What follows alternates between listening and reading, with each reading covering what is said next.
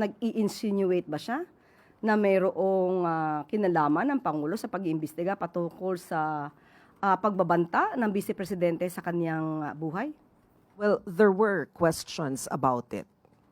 Unang-una po, hindi naman po talaga dapat ma-question ang sitwasyon po ng NBI. Dahil alam po natin ang NBI, kahit wala pa pong pagbabanta, ang Vice Presidente ay under na po ito ng DOJ. At ang DOJ po ay parte ng ehekutibo para ipakita at nag-i-insinuate na may kinalaman ng Pangulo sa pag-iimbestigang ito. Ito ay ang pinakamababa sigurong klase ng argumento. Ang NBI po ay may sariling mandato.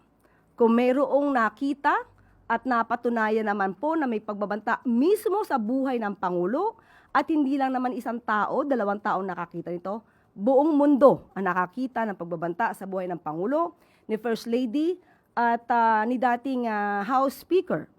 So, mandato po ng NBI na imbestigahan po ito dahil po ito ay para sa proteksyon ng ating Pangulo.